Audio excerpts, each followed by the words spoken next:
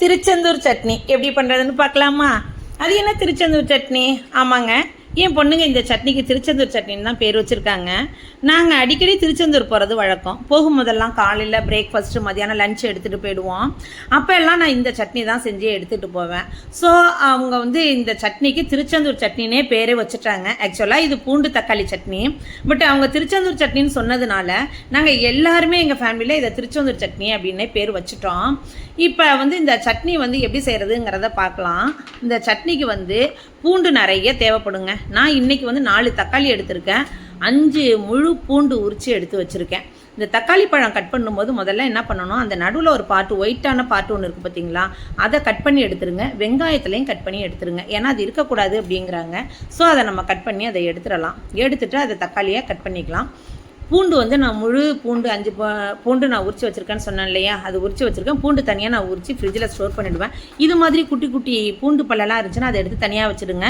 ரசத்துக்கோ இல்லை இட்லி பொடி நுணுக்கும் போது தான் நம்ம போட்டு நுணுக்கிக்கலாம். இதுக்கு தாராளமாக எண்ணெய் விட்டு ஒரு 10-15 பட்டை மிளகாவை முதல்ல செவக்க வறுத்து எடுத்துக்கலாம். அதே எண்ணெயிலேயே பூண்டை வதக்கணும். பூண்டு ரொம்ப ஃபயர் ஜாஸ்தி வச்சிடாமல், ஃப்ளேமை ரொம்ப ஜாஸ்தி வைக்காமல் கொஞ்சம் மீடியமாக வச்சு வதக்குங்க. நல்லா சவந்து வரணும். பூண்டு கருக விட்டுறாதீங்க. அதே எண்ணெயிலேயே இப்போ தக்காளியையும் நம்ம வதக்கணும். நல்லா வதங்கணும். தக்காளி நல்லா வதங்கின பிறகு நம்ம எடுத்து வச்சு அரைச்சோம் அப்படின்னாலே பூண்டு சட்னி, திருச்செந்தூர் சட்னி ரெடி ஆகிடும். இதை அரைக்கும் போது எப்படின்னா பதம் நல்லா வெண்ணெய் மாதிரி மைய அரைக்கணும். இந்த எண்ணெயெல்லாம் நல்லா வழித்து எல்லாத்தையும் விட்டு சேர்த்து அரைங்க. கல் உப்பு சேர்த்துக்கோங்க. அவ்வளோ சூப்பராக இருக்கக்கூடிய இந்த சட்னி இன்றைக்கி நான் அரைச்சிட்டேன்.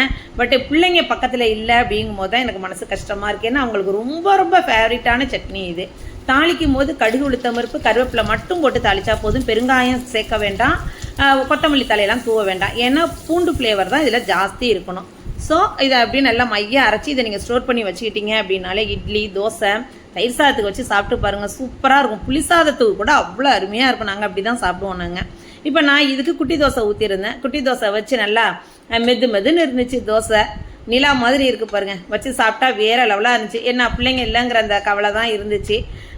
ஸோ இந்த சட்னியை நீங்கள் செஞ்சு பாருங்கள். உங்கள் வீட்டில் குழந்தைங்களுக்கு செஞ்சு கொடுங்க. எப்படி இருந்துச்சு அப்படிங்கிறத மறக்காமல் கமெண்ட் பண்ணுங்கள். அது மட்டும் இல்லாமல் சாந்தி சாண்டல் லாக்ஸை சப்ஸ்கிரைப் பண்ணுங்கள். உங்கள் ஃப்ரெண்ட்ஸ் அண்ட் ரிலேட்டிவ்ஸ்க்கு ஷேர் பண்ணுங்கள். மறக்காமல் இந்த வீடியோ பிடிச்சிருந்துன்னா ஒரு லைக்கை தட்டி விட்டுருங்க. நீங்கள் இந்த சட்னிக்கு என்ன பேர் வச்சுருக்கீங்க அப்படிங்கிறத எனக்கு கமெண்ட் பண்ணுங்கள். சூப்பராக இருக்குங்க அந்த சட்னி. திருச்செந்தூர் சட்னி எப்படி இருந்துச்சுங்கிறத சொல்லுங்கள்.